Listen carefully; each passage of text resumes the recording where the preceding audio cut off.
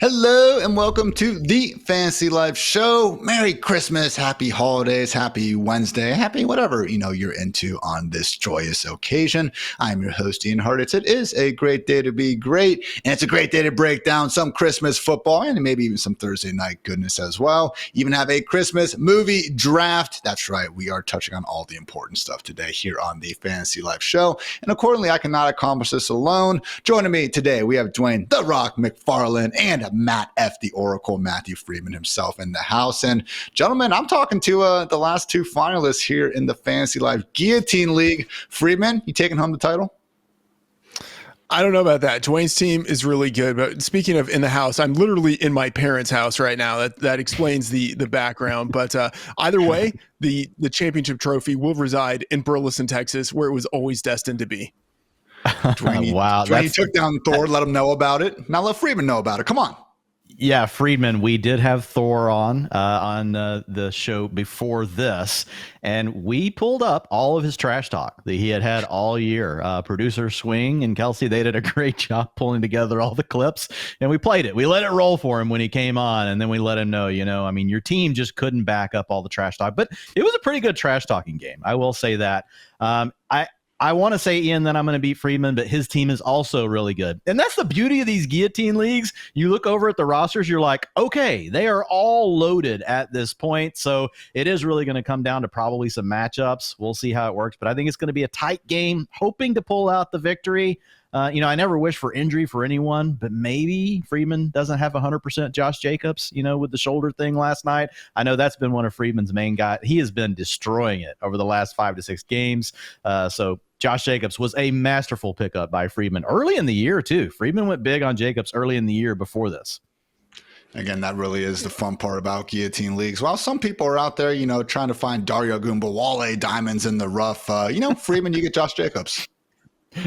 Yeah, I will say I had no idea what I was doing with the Guillotine League format, and I figured with it being a content creator league, people might be a little bit slower on paying attention to it. So I thought maybe it made sense to be a little bit more aggressive early in the season with the fab to try to get some guys who would maybe be difference makers throughout the season. So I think that strategy worked. But I have had no fab for it feels like months now.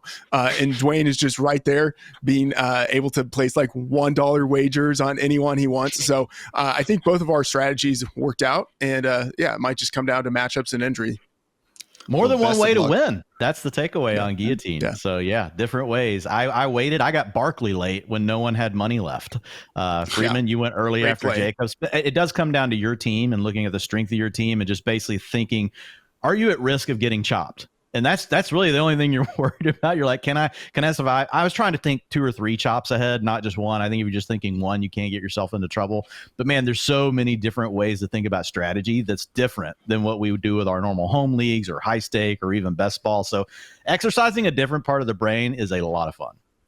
One more thing to mention in this. Yeah. I had CMC, right? Like in a normal league, if you have Christian McCaffrey with the 101, you're kind of done. And in a guillotine league, I think it is pretty different. And so I really enjoy the wrinkle to where because of how the league unfolds, you can pick up difference makers throughout the season, even if some of the guys you drafted early on, counting as guys who would anchor your team, end up getting injured. This is genuine love of the game, folks. This was not a guillotine ad read. I know we do have those sometimes. We truly do just love this format. So can't stress enough again how fun it is if you guys haven't checked it out for yourself. And like Freeman said, you just got to survive that cut. And guess what? If you don't, that sucks, but the season's over. You don't even have to worry about it. So make sure you guys do check out guillotineleagues.com because we will have the championship going on. Playoff guillotine, going to be some really fun action there. But fellas, let's focus and keep that eye on the prize, getting everyone ready for week 17 first, because we do have some early mid-week action, specifically the Chiefs traveling to Pittsburgh to take on the Steelers here on Wednesday. Kansas City sitting pretty as 3-point faves, over under resting at 43.5. So Dwain, sticking with the Christmas theme, naughty or nice for Mr. Xavier Worthy, someone who, as we talked about in the Sheesh Report, hasn't exactly been able to come through with all the opportunities he's gotten, but don't look now. Those opportunities have been on the rise as of late. Yeah, look, he's been on the naughty list most of the year. I feel weird saying that, like an old dude saying someone's on the naughty list. Anyway, when you look at Xavier Worthy over these last couple of games, though, Ian, you could say that like he's really pushing to try to finish this rookie year strong. Look, we're looking around the league. We've got Malik Neighbors. We got Brian Thomas Jr. We've got these Lad McConkey. Dudes just absolutely balling out as rookies. That hasn't been the case for Worthy, but over these last two games from a fantasy perspective, we're talking about a guy that's got 17.1 points per game. He's got his highest two-game utilization score of the year at an 8.5. So the Chiefs really are trying to feed him the ball. He's got a 29% target share over these last two games. A lot of it has been centered around getting him more involved around the line of scrimmage, Ian. You know, I know a lot of the misses and the sheesh has come down the field. Those are the plays that could make him like go nuclear, and they just haven't quite been there. Some of them more on Xavier Worthy, not working the sideline, doing different things to leave Patrick Mahomes enough room. But there have also been mistakes on Mahomes' part, missing this guy. So heaven forbid, man, if they keep feeding him like this and he ever gets one of these games where he actually does connect on that deep ball, I mean, he's going to easily blow out any sort of props for his receiving yards, that sort of thing.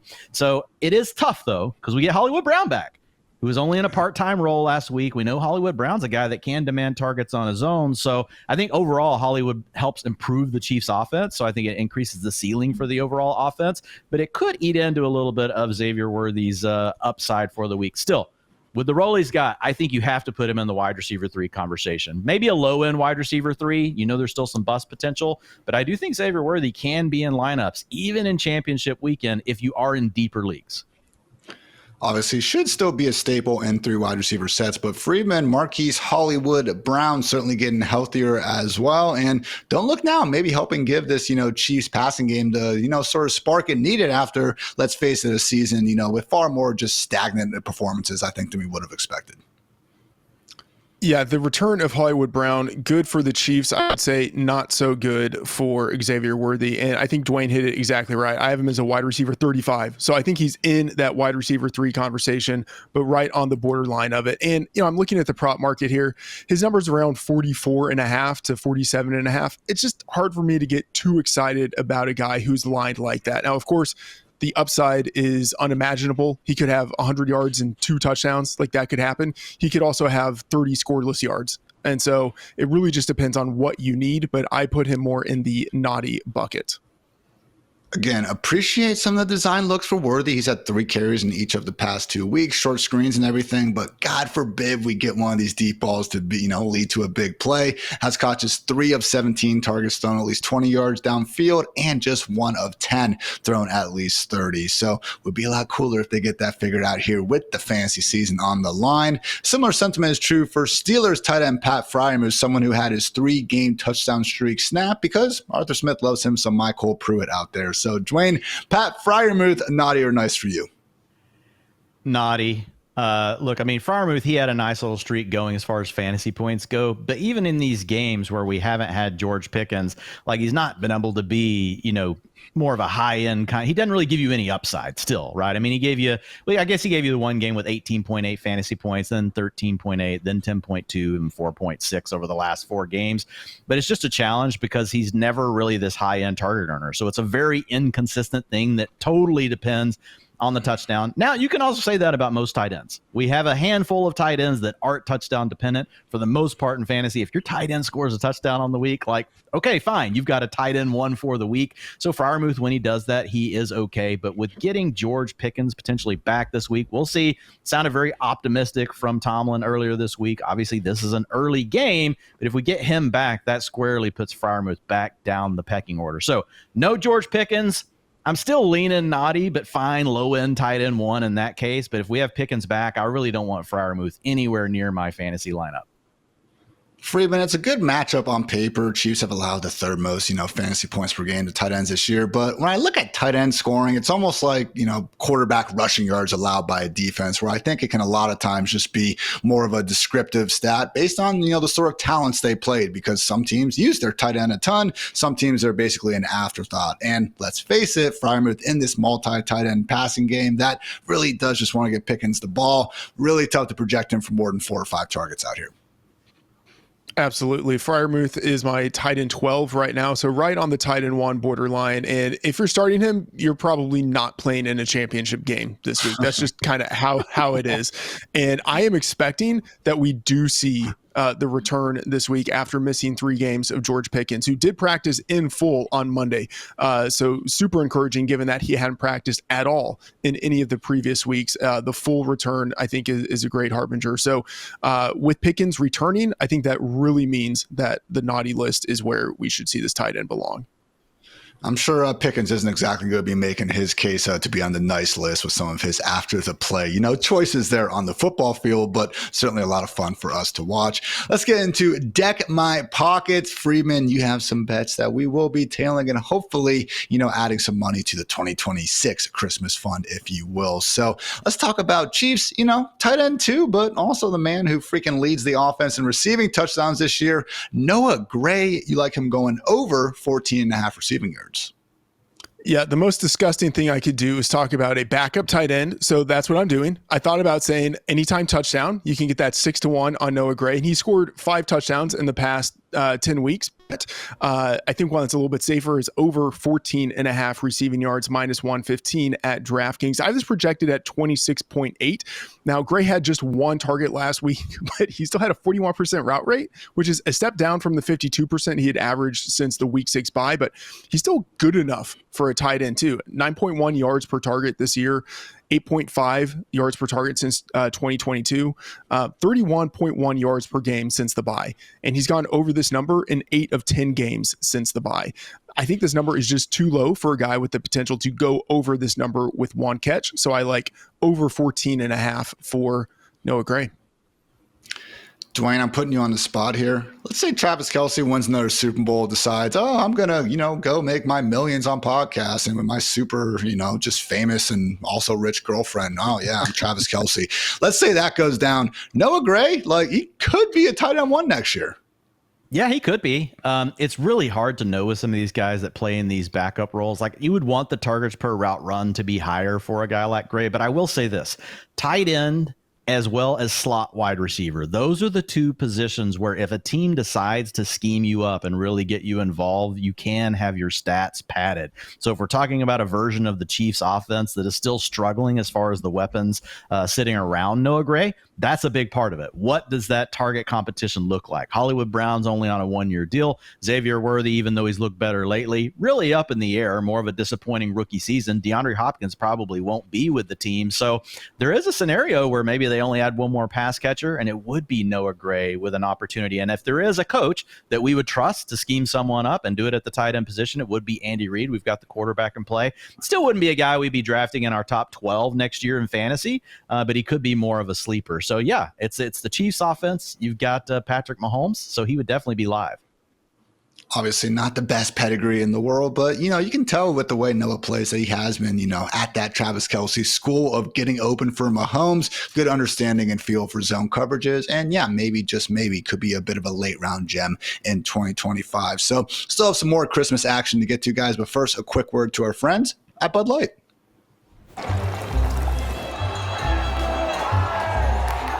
Even if you score, always stay hungry. No matter how hard you football, it's easy to Sunday. Up next, we have the Ravens taking on the Texans in Houston. Baltimore sitting as 5.5-point favorites, though. Over under resting at 46.5. So, Dwain, do have, some injuries here. We are recording this on Tuesday morning, hand up. So we'll see what happens with Zay Flowers. That said, with the shoulder injury, was able to play through it last game, thinking he will be out there. And they need him to be because Nelson Aguilar still not out of that concussion protocol. So we got Zay Flowers, we got Rashad Bateman, we got a couple tight ends. How do you see this? Let's face it, very potent Ravens, Lamar Jackson led passing attack going against the Texans. Yeah, I mean, it's a matchup against the Texans that have given up the 7th largest boost to wide receivers and fantasy points per game. So over 4 additional points to their opposing wide receiver rooms that have faced them. So that's a good thing for Zay Flowers. And then the bigger thing, Zay Flowers has just been great, Ian, as far as earning targets. We haven't had the big booms in the fantasy box score since earlier in the year. Tried to get back on track last week, 16.3 fantasy points. Came through with the yardage and the catches. Didn't have a touchdown to really set the day off. But man, you look at the underlying targets over the last 4 games, 30% target share. This guy's getting absolutely peppered in an offense with Lamar Jackson, where really he's like, we're at career numbers as far as passing yards per game. This is an offense that, yes, at any moment they could lean into the run game, but they can also erupt through the passing game at any moment as well. So I like the matchup against the Texans. I like the fact that Zay Flowers really is the centerpiece of the passing offense. We just need more of those big plays, need a few more downfield shots. And to be clear, like, his average depth of target isn't like last year where he was completely just, tethered to the line of scrimmage. We've got some games here where he's been getting more downfield. So just need one of those big plays to really set him off. But if you have him, man, and he's active, like, Zay Flowers is a player that's really hard to bench. I don't see how you don't have him in your top 24 at a minimum this week heading to play against the Texans. Again, Ravens, plenty of avenues to go with the football, and their offense is so good. Who am I to tell them where to exactly throw it? But I did send out a tweet last week saying that Zay Flowers is at least a top 20 wide receiver, and I would go with top 15 after one more beer. Freedman, ever the scholar in our group, you decided to reply, I don't think Zay having another beer is going to make him better, True. Good point. I guess we could say Freedman, but Zay Flowers, good at football. We can agree on that. Yeah, some dad humor thrown in there. He's nice. I'm putting him in the nice bucket. Tentatively, given the shoulder injury, hasn't practiced in back-to-back days, but I am assuming that is more maintenance on a short week following another short week. I do think that Zay Flowers will play. What I like about him, in addition to everything that Dwain mentioned, is the matchup. The Texans are missing slot cornerback Jalen Petrie and Jimmy Ward, strong safety Jimmy Ward. Both of those guys are on IR. So you have a secondary missing 2 of its starters. And then if Nelson Aguilar is out, still in the concussion protocol, I'm assuming he's out. I think that means Zay Flowers could play a few more snaps in the slot, meaning he could run more of his routes against a backup slot corner. This is, I think, a really nice spot for him. So Zay Flowers, the nice list for me. I think I have him as a mid-range wide receiver too. I cannot get over how lucky this Texans secondary has got. I know I called Derek Stingley Jr. a fraud, and he had 2 picks the next Sunday. So not going to go there again. Derek Stingley Jr. is a good corner. But my God, last week, Xavier Worthy should have had 3 touchdowns. Justin Watson's dropping balls. A.D. Mitchell should have had multiple huge games against his secondary. Maybe Zay can finally, fulfill the prophecy I've been trying to get across here for a while. Heck of a season either way, guys. He joins Terry McLaurin, Justin Jefferson, and A.J. Brown, only players with at least 5 games with 100 receiving yards this year. So certainly a nice second season for Zay Flowers regardless, and certainly a nice first season in Houston for one Joe Mixon. However, Dwain, the good times have not been rolling quite as frequently lately, coming off PPR RB27 and RB35 finishes, now with another tough matchup here against the Ravens. Yeah, 10.5 fantasy points or under in 3 of the last 4 games. 2 weeks ago, we saw him get tackled from behind, one of those hip drop tackles that had taken him out earlier in the year. I think he is dealing with an ankle injury, and I think that they're making it out to not be a big deal, but he doesn't look the same right now. And then the matchups have been tough. So we don't worry about matchups like a ton, like in isolation, one game at a time.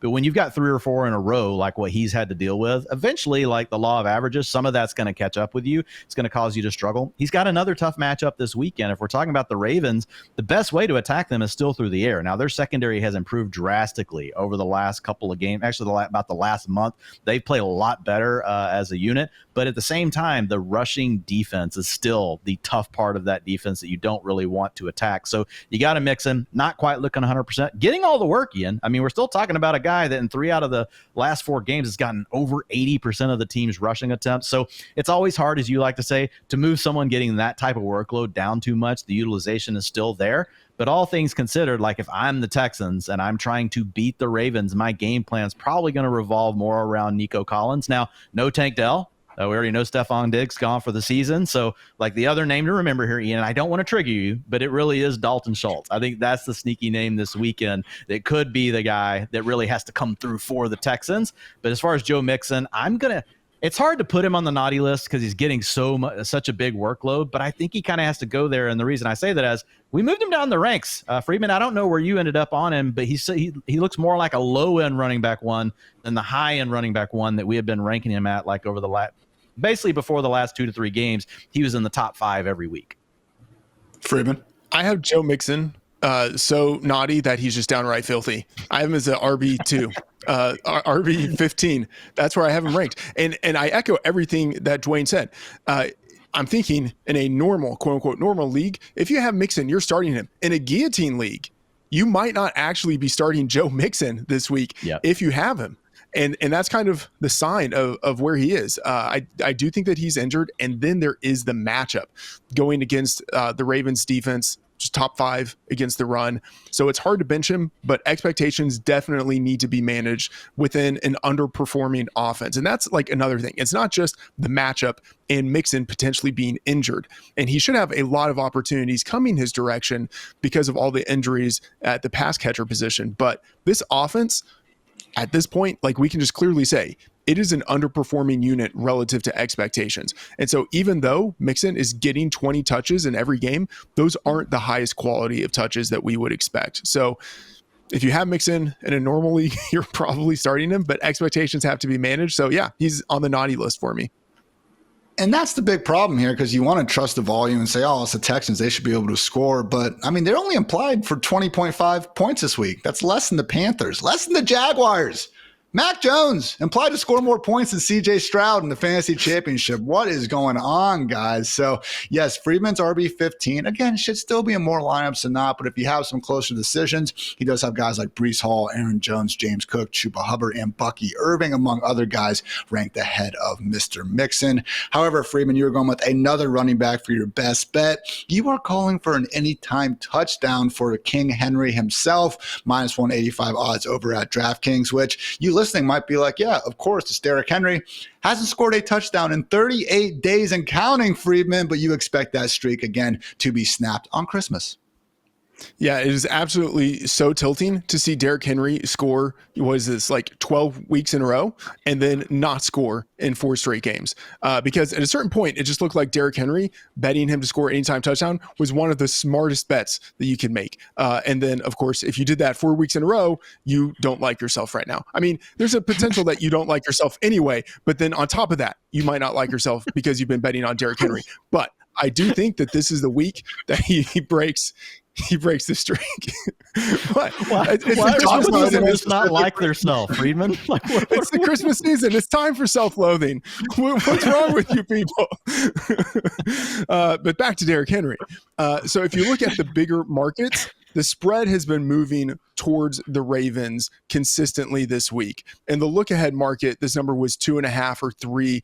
The Ravens now favored 3.5 on the opening, and it's moved to Ravens favored by 5.5. So the market is just basically saying one-way action, expecting the Ravens to win this game. And I think that means we get the Derrick Henry touchdown. So this number's minus 185 at DraftKings. I have this projected closer to minus 250. Like I wouldn't say like it's a lock Derrick Henry scores a touchdown, but I have him projected for 0.85 touchdowns in this game. At some point, goal line carries will be given to a player. Lamar Jackson isn't much of a giant short yardage runner.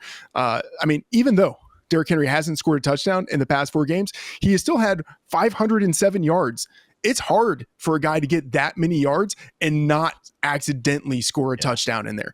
So given the matchup, and by the way, it's December, Derrick Henry going against the Texans in December just absolutely crushes them. Why not this December? He's in the best situation he's ever been in. I think at some point he's going to get a goal line carry. When that happens, I would expect him to find the end zone again. So Derrick Henry to end the touchdown drought, minus 185 at DraftKings.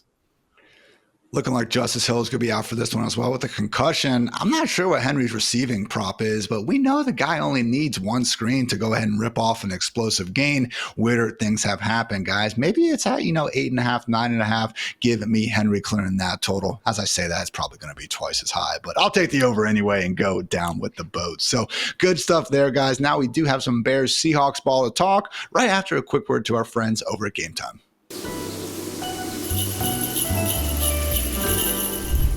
fellas, we all know there is nothing like being at a game in person, especially around the holidays. Yes, it might be a little bit cold out there, but you know what won't be cold? The warm, long-lasting memories that you create with your friends and family along the way. Kind of scares me. I ad-libbed that and did not just read that. But anyway, guys, Game Time, my go-to for finding amazing tickets, not just for sports though, but also for concerts and shows. And I was actually scrolling through the Game Time app the other day, and I came across my favorite feature called Game Time Picks. And let me tell you what is a total game changer. Game Time Picks curates your experience, showing you the best deals on great seats, and Game Time makes it so easy that it is truly a no-brainer, people. Seriously, Game Time takes all the guesswork out of buying tickets, and you can find out for yourself by downloading the Game Time app, creating an account, and using code LIFE for $20 off your first purchase. Terms do apply, but again, create an account and redeem code LIFE, L-I-F-E, for $20 off. Download Game Time today, because what time is it? Game time.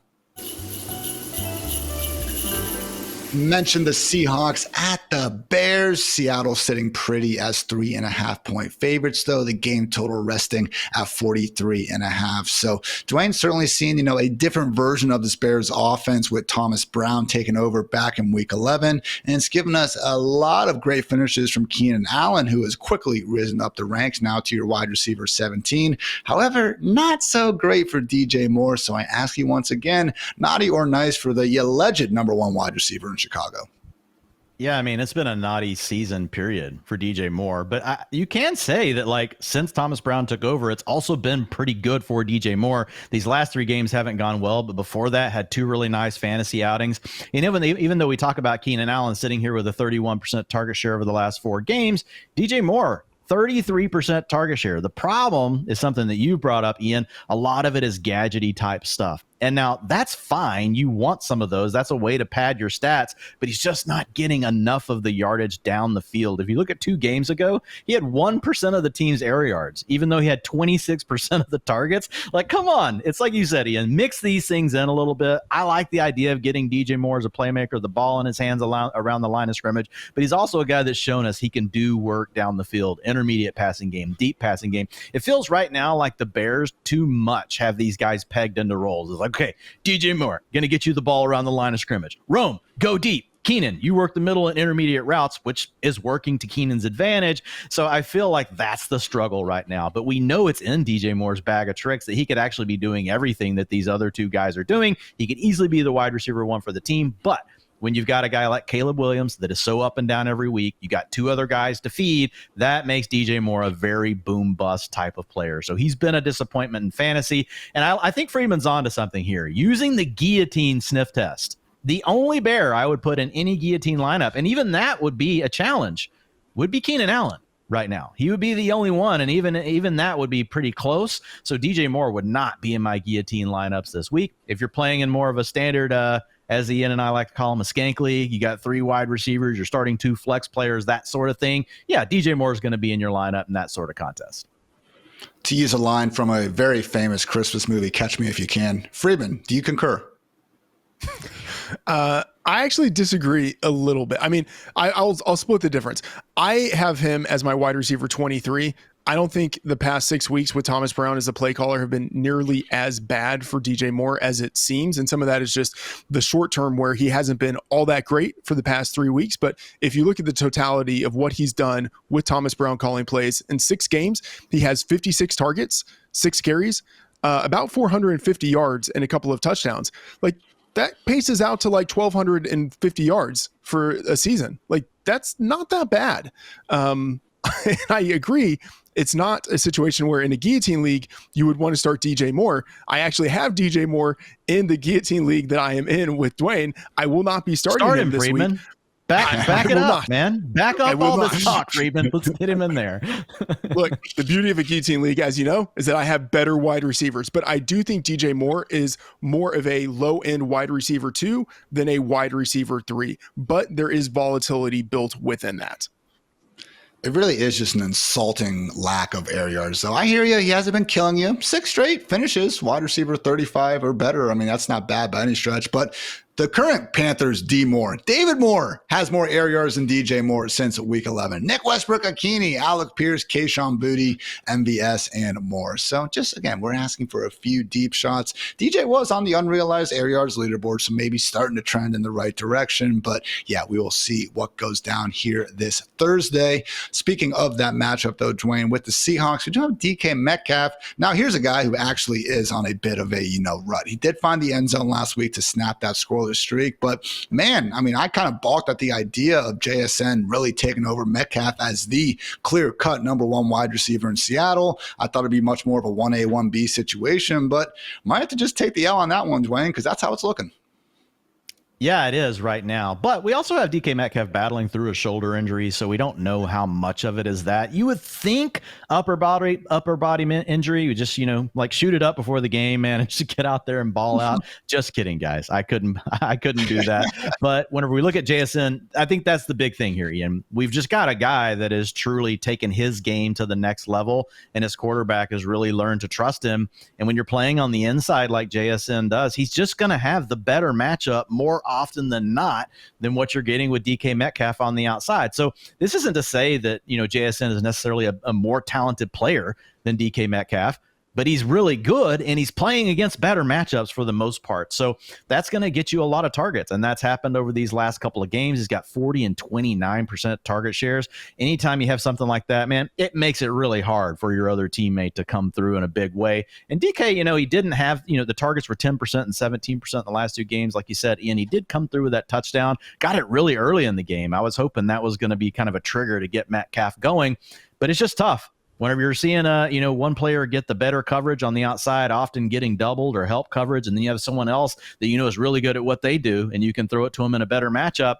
it's really hard on the player that has to play on the outside. So again, I think DK is still a very talented guy. Long term, we know he's been a good player, still going to be a good player, but right now, with the way the Seahawks are operating, it is really more of a boom-bust play than what we had hoped for when we drafted DK Metcalf, so that definitely puts him on the naughty list. Metcalf returned from that injury in week 11, and since then, JSN has a team-high 51 targets. Metcalf not too far behind at 39, but my goodness, Freedman, Tyler Lockett, just 13. So at a minimum, we do have the passing game, still condensed around two players against the Bears defense that, to start the year, was pretty great. Weeks 1 through 8, they were second in EPA allowed per dropback, behind only the Broncos. However, weeks 9 through 16, they have dropped off all the way to 28. So certainly still plenty to play for in Seattle. Do you trust his passing game to, flirt with a boom outcome? I'm a little bit skeptical on the passing game for the Seahawks. More on that in a little bit. I will say I'm looking at the rankings for Dwain. And right now he has DK Metcalf, I believe, wide receiver 33, and DJ Moore, wide receiver 34. And I wonder if he actually would start Metcalf ahead of DJ Moore. I'm not really certain he actually would do that. But looking at Metcalf, he hasn't had double-digit targets since week 6. And I will say the knock against Metcalf entering the league was that he was a pretty one-dimensional player. And that was sort of manifest in his utter lack of agility, like incredible speed for a guy of his size, great explosiveness, no agility. And I think that has actually been seen in his route running. I don't want to say like he's a one-trick pony, but like he has a limited skill set. And within that skill set, he is amazing, but he is still pretty limited in how it is that a team can deploy him.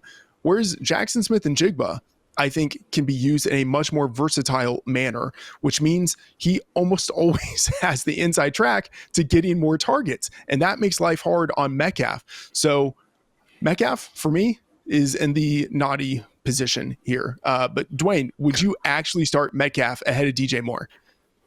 I just definitely wouldn't call it the naughty position, but no, I would not. So for you guys out there, the way Freedman and I typically handle this is he does his first runner projections on Monday, and then he does his ranks while I write utilization report. Then on Tuesday, I work on my ranks and projections as he does Freedman's, best bets and Freedman's favorites for the week.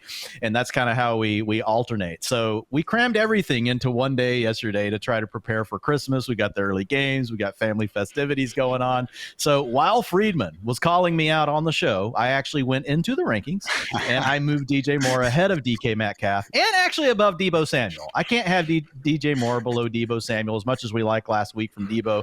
DJ Moore's been the better player over the last 6 games, as you mentioned, Freedman. So thanks for calling me out. I was going to do one final passover for these before I left after the show today. And this is just a good example of why there are some small tweaks that still need to be made. Dwain adjusting the ranks on the fly. I love it. Yeah, look, I haven't gotten much sleep because I've been up grinding, and which is why I end up saying stuff like the naughty position. Absolutely should not have said that, but of course I wanted to say it again, which is why I brought it back up. That's how it works. Just great to remind everyone of that, Freedman. But we do have, a chance to redeem yourself here with another opportunity to deck all of our pockets. Another best bet from Mr. Freedman. Geno Smith, someone who, again, has had more good than bad this year, albeit some of the bad has been back-breaking interceptions. You, however, Freedman, in typical Freedman fashion, want to go under with his 259.5-yard passing prop. Yeah, just when I thought I couldn't do anything dumber, I go and do this and totally redeem myself. Oh, by the way, Dumb and Dumber, is that a Christmas movie? I don't know. Maybe we'll talk about that later. But Geno Smith, under 259.5 passing yards at DraftKings. I have this projected at 227.5. And I will say, looking at the projections, I was curious to see what the discrepancy would be between my projection and Dwain's projection, because my projection is pretty far off from the market, but even Dwain's projection, higher than mine, still under this number of 259.5. So part of it is the weather. It could get worse. Right now, it's on the borderline of where production starts to be impacted in Chicago. And then you have the splits. Since the Week 10 bye, 229.5 passing yard average per game in 6 games for Geno Smith. He has gone over this number just once in that span. The Seahawks are favored in wins. Geno has 238.5 passing yards. In losses, when Smith needs to open it up more in the passing game, 289.5 passing yards. The Bears, not as good as they were earlier in the year in pass defense, but still number 12 in defensive dropback EPA. I think there were just a lot of ways for the under to hit in the spot. So I like 259.5 going to the under for Geno Smith. Dwain, thumbs up or thumbs down on that prop? Yeah, I'm taking the under. I mean, I've got it projected that way. Geno is a guy that I honestly have to spend a little extra time on each week because his early season success gets still a little bit more weight. We take the weight away from that as the model moves on. But with Geno, every week I'm like, it's not taking enough away. It's still giving him too much credit for that early season success. So yeah, I am with Freedman. I would be taking the under, and it's not a wet blanket if you win. If you win, everybody's happy. I mean, maybe Geno Smith, fantasy managers aren't. But as Freedman said, if you've got Geno Smith and you're starting him, you're not in a championship game. He cleared 300 yards, 3 touchdowns last week. That was fantastic. Yeah. But man, you look at it otherwise, and we're talking about 2, 4, 6, 7 of his last 9 games he has finished with under 255. So maybe could be some value there on the under. I still maintain life's a little bit too short to be betting all these unders all the time, but I admit Freedman has a good point on this one. So now that we've gotten, the lesser important stuff out of the way, it is time for a Christmas movie draft right after a quick word to our friends over at DraftKings. Grab your favorite team's jersey and some snacks and head to the couch for another Sunday of action-packed football. And you can get even closer to the action with my partners over at DraftKings, because right now, all new DraftKings customers who bet just $5 will get $150 in bonus bets if your bet wins. Just download the DraftKings Sportsbook app and sign up using the promo code FantasyLife. The crown is yours. That's right, new customers get $150 in bonus bets if your bet wins after betting just $5. If sports betting is not yet available in your state, don't worry. You can still join in on all the fun with DraftKings Daily Fantasy and have a shot to win cash prizes. Download the DraftKings Sportsbook app now. New customers use the promo code FantasyLife and bet just $5 on any wager to get $150 in bonus bets if your bet wins. That's promo code FantasyLife only at DraftKings Sportsbook.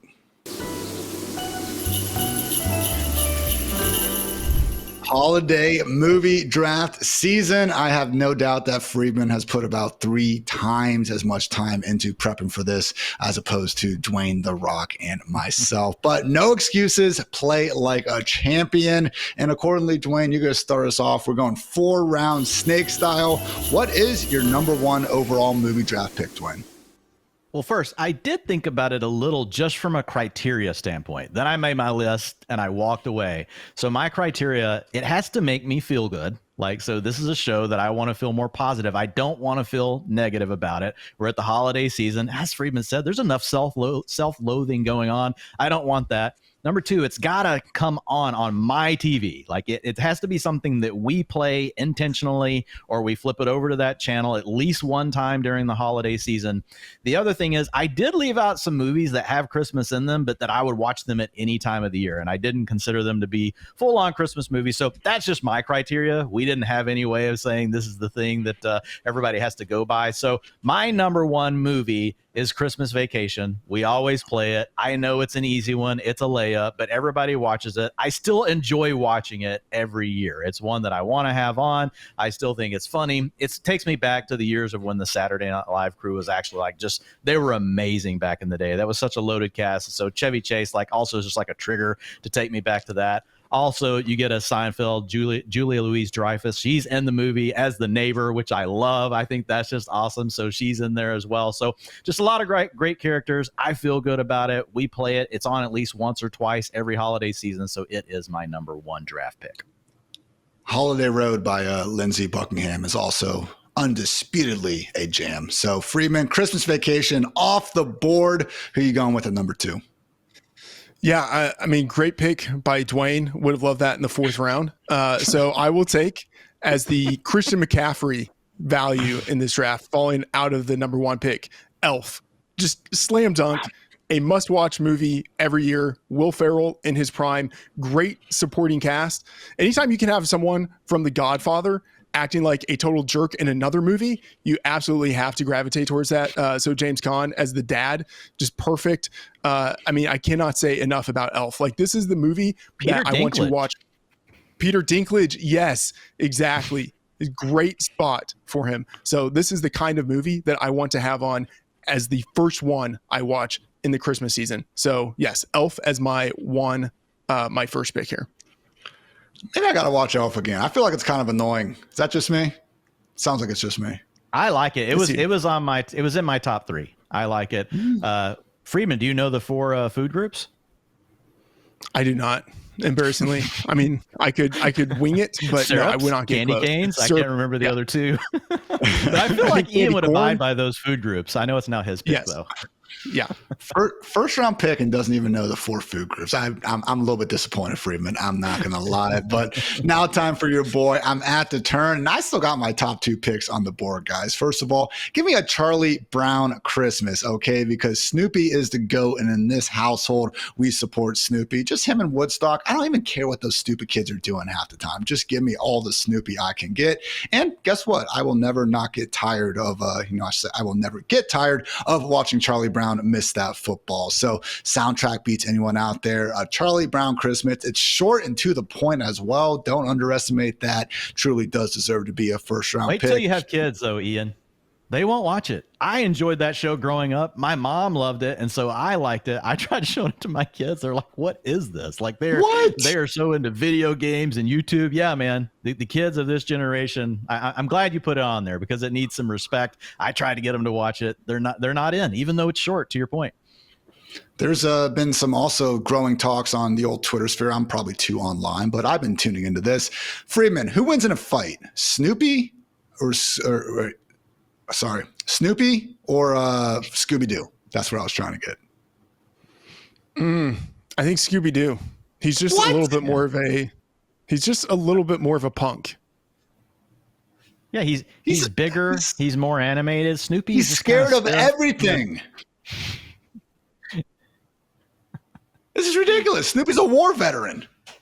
You guys are off. This is just silly. All right. Charlie Brown Christmas, my first round pick. Second round pick, though, it's got to be A Christmas Story. I mean, honestly, this is probably the most just complete, best full movie. I love the fact that TNT and TBS do their 24-hour marathon. I love the fact that Ralphie, just loves that red rifle so much that he was willing to shoot his eye out. The kid getting his tongue stuck on the pole, just forever sending a nice, life lesson to everyone. A Christmas Story, Freedman. I'm happy I could snipe you here. I love that you think you sniped me. That is wonderful. I think Christmas Story might have been on the board in another round or two if you had wanted it. But I'm happy you took Christmas Story and Charlie Brown because that means I get Die Hard. We could end the draft now, and I have already won. I could pick 2 non-Christmas movies from here on out, and I would still be the winner. It's like you guys gave me, Josh Allen and Lamar Jackson in a super flex league right here. I'm just watching Elf and Die Hard back to back on repeat, and I am loving my life. I get the nice cuddly stuff with Elf, and then I get Die Hard, a dude just acting like one of the baddest guys on the planet and one without of the greatest wearing villains, shoes. Man. Yes, One of the Alan greatest Rickman villains, too. By the way, Yeah. This might not be the only movie in which I have Alan Rickman. Just going to put that out there as a tease. Maybe not, but Alan Rickman, amazing villain. One of the best villains, Sheriff of Nottingham, great in that. A perfect villain in almost any movie in which he's cast in that role. So Die Hard, absolutely thrilled to get that in the second round. In my opinion, that should have been locked into the top 3. Yeah, Dwain, do you think it truly is a Christmas movie? Freedman. Do what? Is it a Christmas movie? Yeah, I think it is. I had Die Hard as one of my favorites. The beauty of Die Hard is I could have made it number 1 because it really is a show that you would watch at any point in the year. A lot of these other shows, as much as I love Elf, I don't watch it unless it's Christmas. Christmas Vacation, not watching it unless it's Christmas. So Die Hard was up there. Again, I was going more of the nostalgia feel with the first movie. So I can't argue with Freedman. I just think it's funny that this is the most trash talk we've heard from Freedman all year. And this is about Christmas movies. We've been doing a show about football, our profession, the entire season. And Freedman's not been this fired up one time. So I love the heat that Freedman is bringing this morning. So with my next pick, I'm going to go back to the nostalgia well, and I'm going to go with Home Alone. This goes all the way back to my grandmother. She is not with us anymore. This is a movie she got me out of school early for on Thanksgiving. And back in the day, Ian, I don't know, you probably are young enough that you got the whole week off for Thanksgiving. But back whenever I was in school, you only got Wednesday, Thursday, and Friday off. Monday and Tuesday, you still had to go to school back in the day. And so my grandmother picked me up early on Tuesday. I got to say sayonara to all my friends and be like, I'm out of here. My grandma's picking me up. We're going to see Home Alone together. So, and then it ended up being a great movie. And talk about, going over to the mobster films. You talked about James Caan earlier. We get Joe Pesci as the bad guy in this. This is great. So Home Alone, full of fun, full of laughs. Still holds up, by the way. Every year when we watch it, it's something everybody gets a good laugh out. And the kids like it too. So this is one that they'll sit through. Christmas Vacation, they're a little more on or off. They do love Home Alone. So I have the turn pick here. So I am going to go with The Grinch from Jim Carrey. So again, this one a little bit later than the other 2 movies. This came out in the early 2000s, but I thought Jim Carrey did a great job. Love the accent and everything that he's doing with this. And just one of these stories I grew up on. Grew up watching the cartoon of it, and then they actually came out with a movie. And very often that's a major disappointment.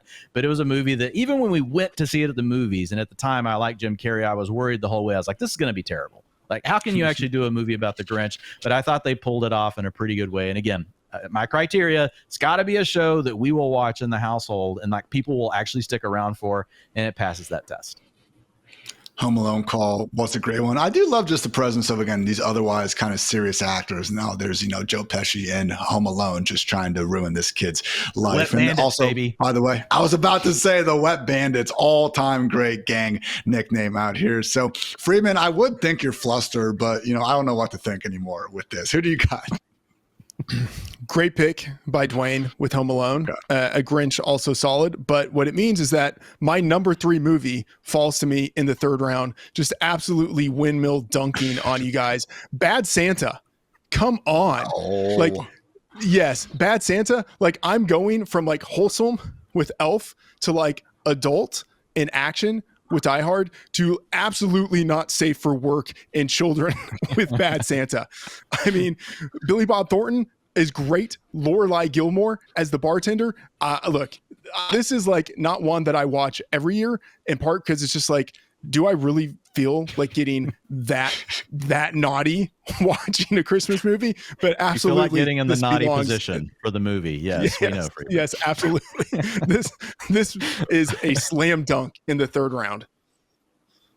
Wow. Yeah, I actually watched Bad Santa for the first time last weekend, and I didn't finish it, Freeman. Didn't even really feel the need to, if I'm being honest with you. So you can take your number 3 overall pick. I'm starting to question the original big board standing here, if I do say so myself. So I am going to go with a timeless classic. I'm sure Dwayne's kids hate it as well, but whatever, screw them. Rudolph the Red-Nosed Reindeer. Yeah, is Rudolph. Love this one, Ian. They did like this one.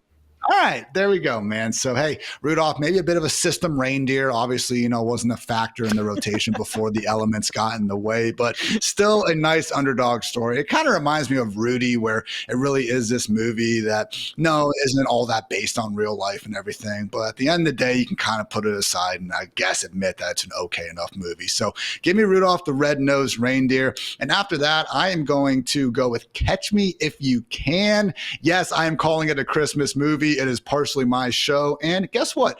Tom Hanks and Leonardo DiCaprio, they talk every Christmas. How does this keep happening? There's Christmas all over the place in the movie. And yes, I would watch it all year round, but also watch it on Christmas because it is a great movie. So Freeman, happy I sniped you here. Absolutely did not snipe me. I love that you think you did. The whole board is open to me at this point. I would say any of the Harry Potter movies could be in play. You have Alan Rickman again as a villain. Actually, Alan Rickman in that movie, strong option. Batman Returns, Michelle Pfeiffer as Catwoman. Enough said. The 2019 version of Little Women, I think that's also great. And then you have Muppets Christmas Carol. It's a Wonderful Life. Scrooge, Dumb and Dumber, potentially a holiday movie. I'm going to go with Love Actually. It's like a good ensemble movie. I like the way that the storylines weave in and out of each other. That's where I'm going with my 4th pick. Absolutely dominated you guys. Best of luck in the championships.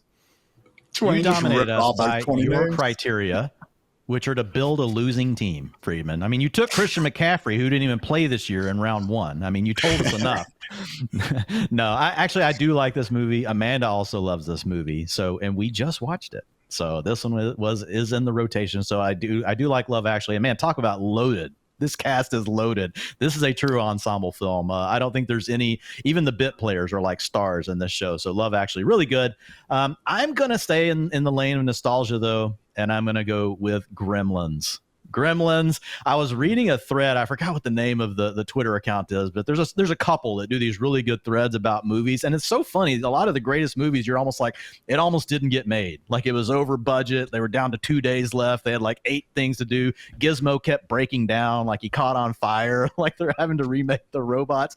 And this is back in the day when they couldn't just animate everything. Like these things actually had to work and they had to figure out how to make a set that would be halfway believable. Yeah, if you go back and watch it now compared to the things that you see today, it wouldn't be believable. But to young Dwain, which was a long time ago, it starts off as these cute little fun things you want to have around your house. Suddenly they multiply and they turn into gremlins. It sounds like, having kids. So I do like Gremlins, still holds up. And it is a show that is on every winter at the household. Maybe not always at Christmas, but it does make it through the playlist.